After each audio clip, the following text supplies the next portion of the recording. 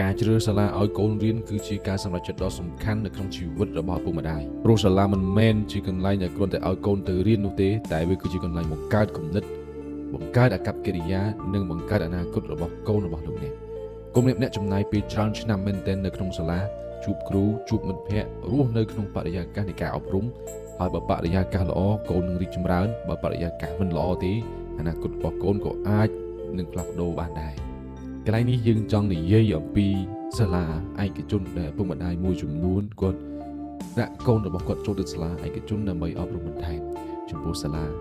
ដ្ឋយើងមិននិយាយទេយើងទៅរៀនសាលាណាក៏ល្អដែរក៏បានដែរឲ្យទៅនៅជិតផ្ទះរបស់យើងបំផុតប៉ុន្តែចំពោះការដាក់ឲ្យកូនរៀនបន្ថែមនៅសាលាឯកជន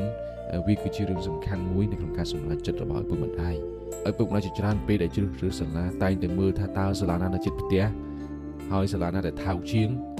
ឬសាលាណាដែលមានឈ្មោះល្បីតែភ្លេចសួរខ្លួនឯងថាសាលានោះអាចបង្កើតកូនរបស់យើងឲ្យក្លាយជាមនុស្សល្អដែរឬទេសាលាល្អយើងមិនអាចវាស់វែងបានដោយឧបករណ៍ទំនើបតែអ្វីដែលយើងត្រូវផ្ដោតសំខាន់នោះគឺគុណភាពគ្រូវិន័យនិងការយកចិត្តទុកដាក់ចំពោះសិស្សម្នាក់ៗគ្រូល្អមិនមែនបង្រៀនតាមតែសៀវភៅនោះទេប៉ុន្តែគេបង្រៀនអំពីជីវិតក្នុងការរស់នៅបង្រៀនអំពីការគិតវិភាគស៊ីជម្រៅបង្រៀនអំពីការគោរពឲ្យតម្លៃនិងបង្រៀនកូនឲ្យស្គាល់អំពីតម្លៃខ្លួនឯងសាលាដែលមានវិន័យច្បាស់លាស់នឹងធ្វើឲ្យកូនមានវិន័យនៅក្នុងការរស់នៅសាលាដែលលើកទឹកចិត្តឲ្យកូនសួរនឹងធ្វើឲ្យកូនចេះគិតចេះវិភាគនិងមិនខ្លាចបរាជ័យសូមកុំជ្រើសរើសសាលាឲ្យកូនដោយគ្រាន់តែការធ្វើតាមគេ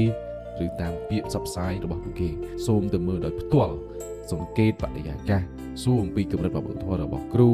សួរអំពីវិន័យនិងសួរអំពីទស្សនៈនៃការអប់រំរបស់សាលារបស់ពួកគេសូមចងចាំថាកុមារមិនត្រូវការសាលាដែលល្អបំផុតលើกระดาษឬក៏ការបង្ហាញលើ social media នោះទេប៉ុន្តែពួកគេត្រូវការសាលាដែលសមស្របបំផុតសម្រាប់ពួកគេ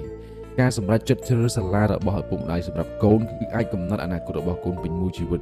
ជ្រើសរើសសាលាមួយដែលត្រឹមត្រូវស្មើនឹងជួយកូនឲ្យមានអនាគតល្អនៅថ្ងៃអនាគតវិនិយោគលើការអប់រំស្មើនឹងការវិនិយោគដែលមិនចេះខាត